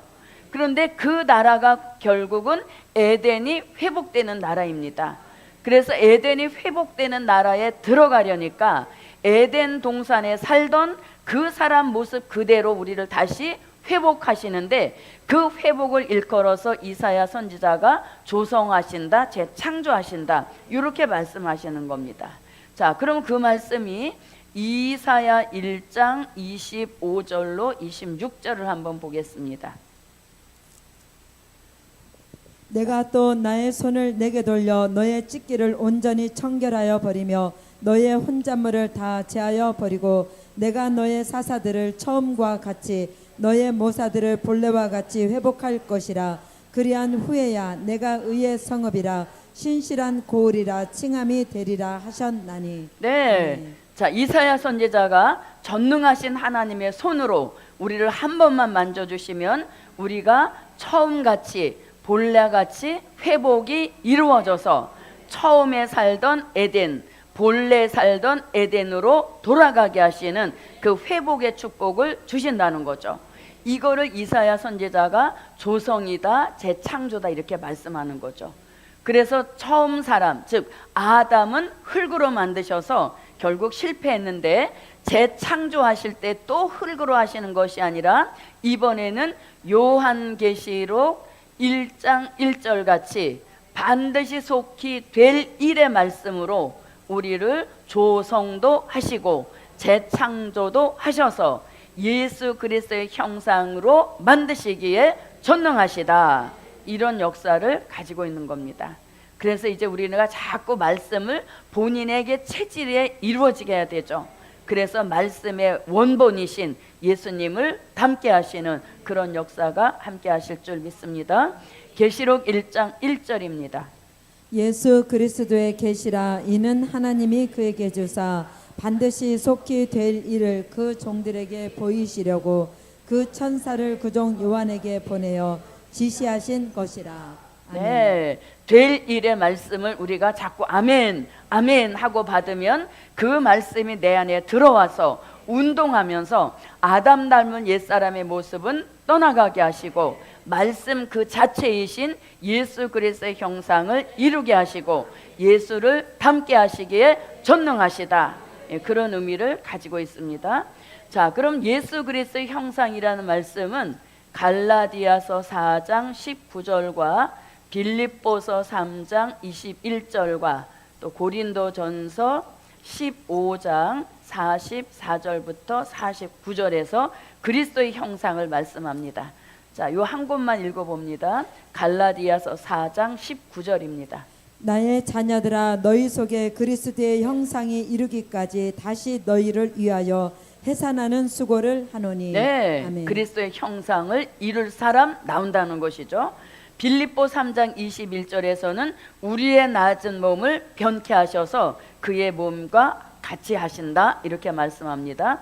또 고린도전서 15장 44절로 49절에서는 땅에 속한 자의 형상을 입은 것 같이 그날에 가서는 하늘에 속한 자의 형상을 입게 하신다는 겁니다. 이게 다 누구 형상? 예수 그리스도의 형상인 것입니다. 다시 말하면 예수를 믿던 단계에서 이제는 닮는 그런 차원으로 향상이 되어야 됩니다. 그래야 예수 닮은 사람이 되어서 예수의 나라에 들어가게 하시는 이런 역사와 축복을 받게 됩니다. 자, 그러면 예수 형상 이루어라, 예수 닮아라 하는 것은 말씀인 것이고 예수님의 이런 것을 닮아라 그래야 형상을 이룬다 하는 게 진리인 것입니다. 자, 그럼 우리는 예수의 형상을 이루기 위하여서 마음이 누구의 마음으로? 네, 예수의 마음을 품어야 됩니다. 그 말씀이 빌립보서 2장 5절에서 말씀하시고 또 이 예수의 마음을 에스겔 선지자는 에스겔서 36장 26절에서 부드러운 마음, 새 마음 이렇게 말씀하시죠. 그런데 지금은 우리가 서로 마음이 각각이지만 예수 그리스도의 형상을 이루게 되면 마음이 통일됩니다. 누구의 마음으로? 예수의 마음으로 통일이 되는데 그 통일된 마음을 일컬어서 에스겔서 11장 19절에서는 일치한 마음이다. 누구의 마음으로? 예수의 마음으로 일치한 통일이 온다는 거죠. 그래서 그것을 예수 형상이라고 하는 겁니다. 자, 그 다음에 두 번째는 우리의 성품은 다 사라지게 하시고 신의 성품에 참여케 하시는 이런 역사가 베드로 후서 1장 4절에서 말씀하고 있습니다. 베드로 후서 1장 4절에서 신의 성품에 참여하라 이렇게 말씀하셨죠. 자, 그 다음에 세 번째는 우리의 체질이 변화체가 돼야 합니다. 변화체 되기 원하시면 아멘. 네. 오늘도 우리가 일어나면서 어디가 쑤시고 절리니까 이것도 큰 병 아니야? 이러다가 또 죽는 거 아니야? 항상 사망이 저와 여러분을 압박하고 있다는 거죠. 그런데 예수 그리스도의 형상을 이룰 뜻이 있는 종들에게는 변화체를 만드신다. 이게 예언인 것입니다. 자, 변화체라는 말씀은 이사야 25장 6절로 8절의 예언이 이루어져서 성취돼야 되는데 그 성취가 고린도전서 15장 51절로 54절에서 죽을 몸이 죽지 않고 썩을 몸이 썩지 않는 몸으로 변화하리니 그 변화된 몸이 바로 뭐다? 변화체란 얘기인 것이죠. 그래서 저도 여러분도 이 사망에 멸하여지는 그런 삶이 저와 여러분 가운데 있어야 됩니다. 그래서 죽지 않고 살아서 라고 한 말씀을 이루어야 들림도 받게 되는 것이고 영접도 하게 되는 것이고 그리스도의 나라에도 들어가게 하시는 이런 역사와 축복인 겁니다. 그래서 변화체를 이루어라. 그 다음에 네 번째는 생활에도 변화가 찾아와야 됩니다. 이 생활은 향기 나는 생활을 해야 되겠죠. 자, 먼저는 디모데전서 4장 11절로 12절에서는 본이 되라. 본이 되는 생활은 결국 고린도후서 2장 14절로 16절 같이 향기 나는 생활인 것입니다. 자, 그 다음에 요한계시록 19장 6절 같이 6절로 8절 같이 누구다운 생활, 신부다운 생활을 이루어야 됩니다. 이런 생활은 결국 이사야 43장 7절 같이 나를 창조하신 창조의 목적을 이루어드리는 영광 올리는 그런 삶을 살게 하시는 이러한 역사가 이 예수 그리스도의 형상을 이루어야 할 네 가지 변화인 것입니다. 자, 우리 마음이 누구의 마음으로? 예수의 마음을 품어야 되고 신의 성품에는 참여해야 되고 사망이 멸하여진 변화체가 되어야 되고 생활은 본이 되고 향기 나고 신부답고 창조의 목적을 이루어드리는 그런 생활을 해야 되는데 이러한 모든 것도 다 전능하신 하나님이 전능하신 방법으로 마음을 고쳐주시고 성품을 고쳐주시고 체질도 고치시고 생활까지 변화시킬 수 있는 그런 역사가 전능하신 하나님의 손에 달려있다는 것이죠. 그래서 우리는 그 하나님의 역사 속에 이러한 재창조의 축복 저와 여러분에게 함께 하시기를 바랍니다. 자, 그러면 미래에도 무엇하시다? 무엇에 전능하시다? 창조에 전능하시죠. 자, 그러면 미래에는 무슨 창조에 전능하시냐? 요한계시록 21장 1절로 2절 같이 새 하늘 창조에 전능하시고 새 땅 창조에 전능하시고 새 예루살렘 성을 이루는데 전능하시다는 것이죠. 자, 그럼 보십시오. 여기 먼저 한번 읽어볼게요. 계시록 21장 1절입니다. 1절로 2절입니다. 또 내가 새 하늘과 새 땅을 보니 처음 하늘과 처음 땅이 없어졌고 바다도 다시 있지 않더라.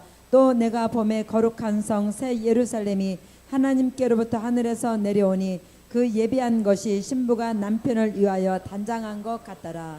아멘. 네, 자 여기 말씀에 보니까 자 새 하늘과 새 땅 창조에 전능하신데 이 역사도 전능하시지만 보십시오. 처음 하늘 처음 땅이 없어진다 그랬죠. 그 처음 하늘 처음 땅이 바로 창세기에 등장하는 천지창조입니다. 그런데 새 하늘과 새 땅을 창조하시려면 반드시 하나님이 창조해 놓으셨던 처음 하늘 처음 땅을 없애시는 이 역사에도 전능하시다는 거죠. 우리가 한번 생각해 보십시오. 이 지구, 어마어마한 크기의 지구도 하나님의 한 번 역사로 전능하신 방법으로 이게 폐기가 된다는 것이죠.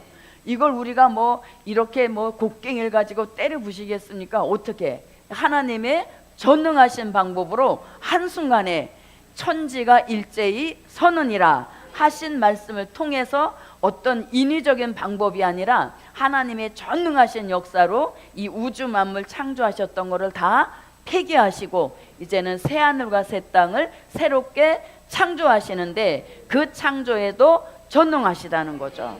그래서 하나님은 우리가 믿는 하나님의 크기가 전능하신 그 하나님의 크기에 얼마나 미치는지 그게 참 저도 궁금하죠.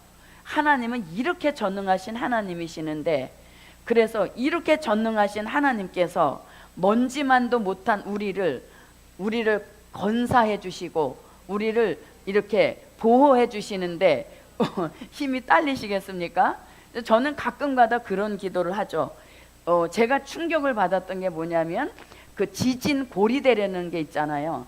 지진이 이렇게 시작해서 그 고리를 물고 그 끝까지 가서 이게 지구를 한번 이렇게 흔들어 놓는 거 우리가 지진이라고 하는데, 그 역사도 하나님의 전능하신 방법으로 한순간에 이게 지진을, 그러니까 지구 자체를 흔들어 놓는 거잖아요. 얼마나 전능하신 방법입니까? 저는 그걸 보면서 뉴스에 잠깐 이게 지나가는 그 장면을 보면서 야, 진짜 우리 하나님은 전능하시구나. 저렇게 전능하신 하나님이 이 만물에 진짜 티끌만도 못한 나 하나를 건사해 주시 못하실까? 이런 마음이 드니까 든든함이 들죠. 우리가 그 전능하신 하나님의 크기에 몇 분의 일, 몇만 분의 일을 알고 있을까? 그걸 생각할 때 우리 믿음의 분량이 참 부족하다는 것을 또 느끼시는 거죠. 또 느끼는 거죠. 그래서 하나님은 이렇게 전능하시죠. 그 전능하신 하나님을 우리가 오늘 새벽에도 아버지 아버지 이렇게 불렀던 그 하나님은 창조에 전능하시다. 아멘. 네, 그래서 우리 믿음을 좀 크게 이렇게 좀 믿음의 분량을 확장시킬 필요도 있는 것이죠. 자, 그럼 이제 창조에 전능하신 하나님. 자, 그 다음에 두 번째는 구원에도 전능하신 하나님. 네, 창조에 전능하신 그 하나님은 구원에도 전능하시다. 자, 구원에 전능하신 하나님 마찬가지로 과거에도, 자, 그러면 과거에 구원에 전능하신 역사 한번 봅니다. 자, 노아 홍수 심판 때 딱 몇 명만 살리셨습니까? 네, 노아의 가정 8 식구 외에는 어떤 뭐 방주에 이렇게 매달려서 구원받았다 이런 게 전혀 없잖아요. 그래서 그 수많은 사람 가운데서 딱 누구만 8명, 하나님이 예정하신 노아의 가정 8명만 구원하시기에 전능하셨다는 거죠. 뭐 어떻게 달라붙어서 구원받았다 이런 게 없는 겁니다. 그래서 하나님의 구원은 전능하신 구원이란 거죠. 자, 그 다음에 또 어떤 구원이 있었냐면 소돔성 불비 심판 때 누구 가족만, 롯의 가족만 끌어내셔서 구원하시기에 전능하셨죠.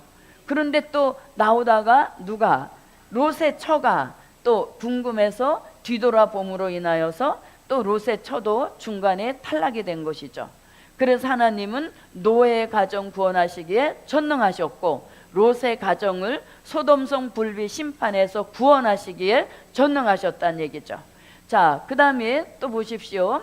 히브리 민족 출애굽해서 그 홍해를 건너고 이런 모든 과정에서 구원하시기에 전능하셨다는 얘기죠. 자, 그 다음에 다니엘 사자굴에서 구원하시기에 전능하셨고 다니엘의 세 친구 풀무불에서 구원하시기에 전능하신 이런 역사가 다 과거의 구원에 전능하신 하나님이시다. 아멘. 자, 그 다음에 현재에도 구원하시기에 전능하시다. 믿으시면 아멘. 네, 현재에도 구원에 전능하신 하나님이십니다. 자, 그럼 현재는 어떤 구원이냐? 현재는 죄 가운데 무엇 구원하신다? 영혼 구원하시기에 전능하신 하나님. 네, 현재의 우리는 죄 가운데 받는 영혼 구원, 이것 또한 전능하신 방법으로 구원하시죠. 자, 때가 돼서 뭐 병이 들었든가 사고를 당했다든가 사람이 죽게 되면 영혼과 육체는 분리가 되죠. 흙에서 왔기 때문에 몸은 흙으로 돌아가지만 영혼은 죽지 않고 살아서 바로 어디로 간다? 낙원으로 가게 하시기에 전능하시죠. 그걸 누가 사람의 방법으로 보이지도 않는 영혼을 끌어다가 낙원에 데려다 줄 수 있겠어요? 이게 다 하나님의 전능하신 방법으로 현재의 죄 가운데 영혼 구원하시기에 전능하시다. 아멘. 자, 그 다음에 미래에도 뭐 하시기에 전능하시다?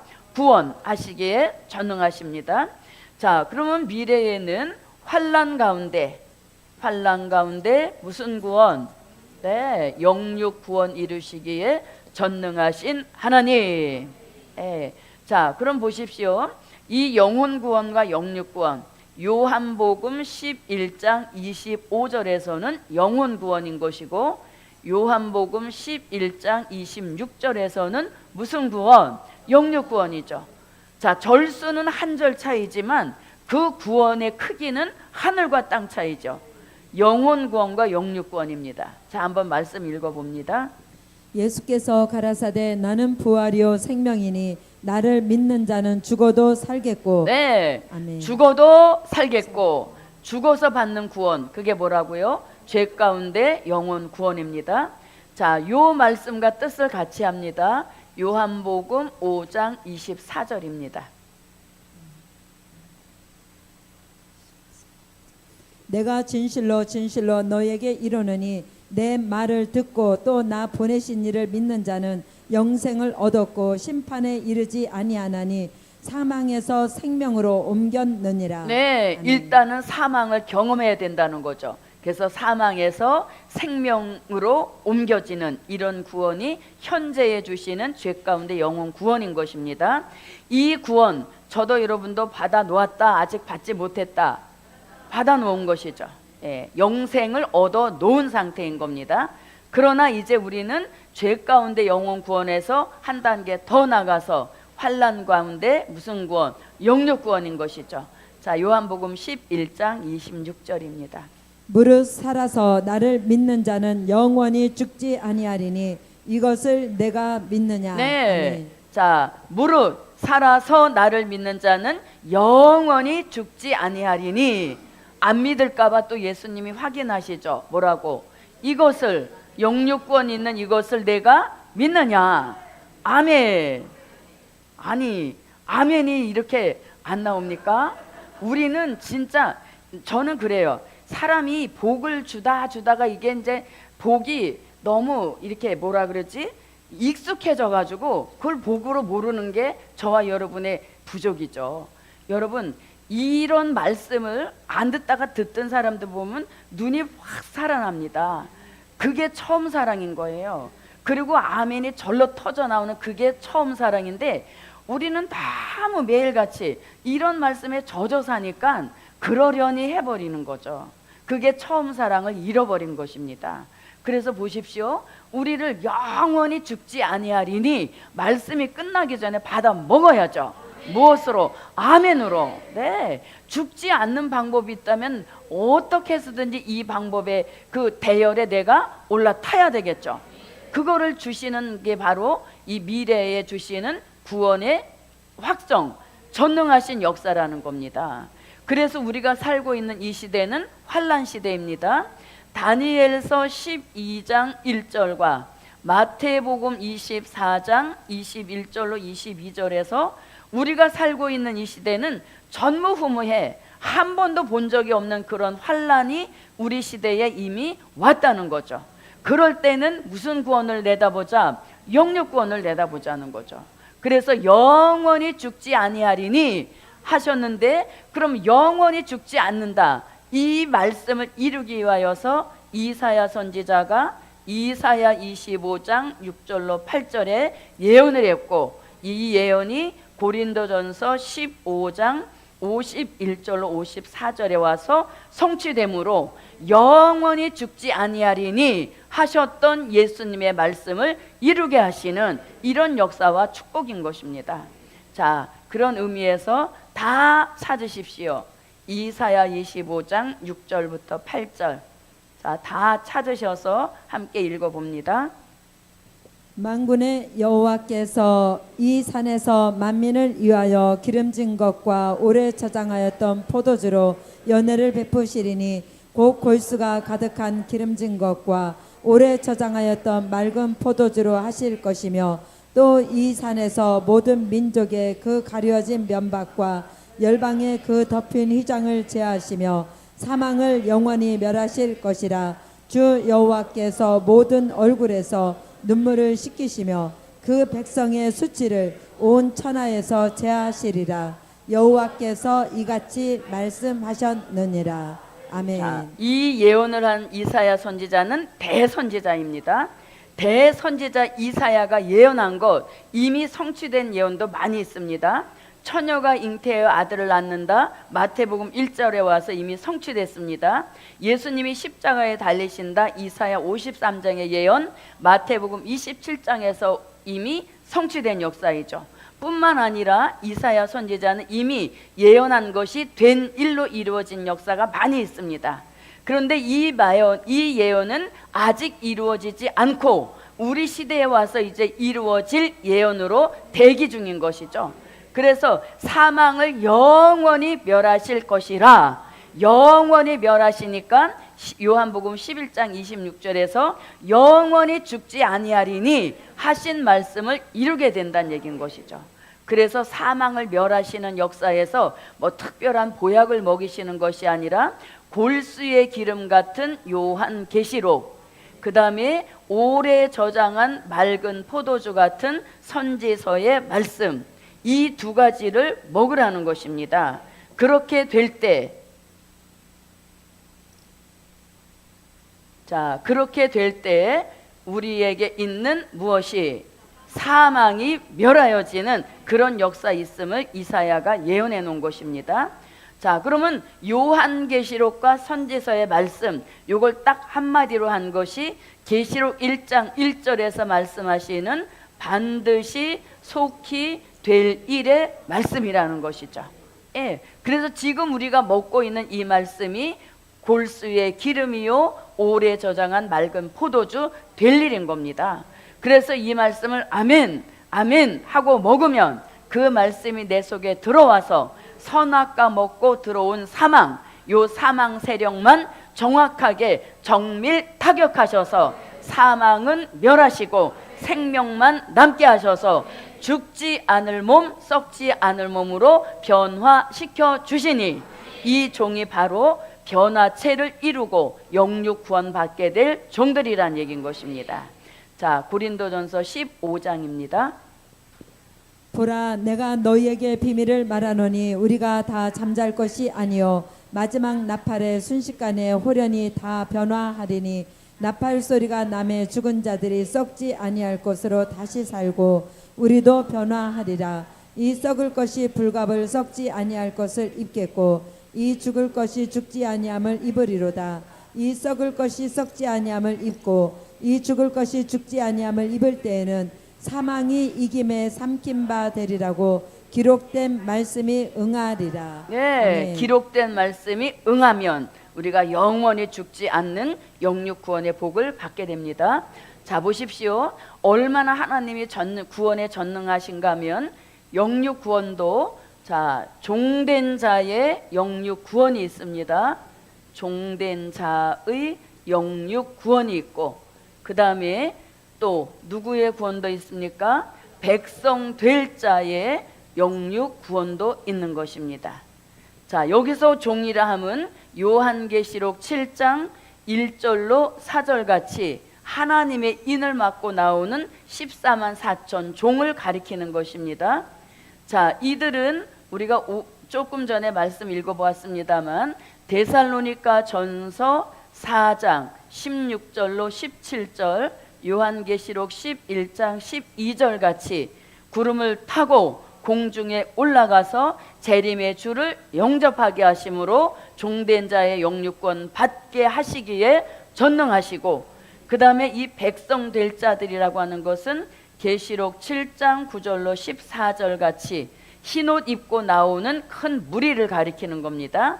이들은 어디로 인도돼서 계시록 12장 6절 같이 계시록 12장 13절로 16절 같이 예비처로 인도하셔서 이들을 들림받진 못하지만 영육구원 받게 하시기에 전능하시다. 아멘. 이거 어떻게 우리가 사람이 이런 일을 할 수 있겠어요? 이거는 다 구원에 전능하신 하나님의 역사로 종된 자는 들림받아 영육 구원받게 하시고 백성 될 자들은 예비처로 옮기셔서 영육 구원하시기에 하나님은 전능하시다. 그러므로 전능하신 그 하나님이 우리의 아버지 되신 것을 감사합시다. 오전은 여기까지 하고 이제 오후 시간에 전능하신 하나님을 좀 더 나가 보도록 하겠습니다.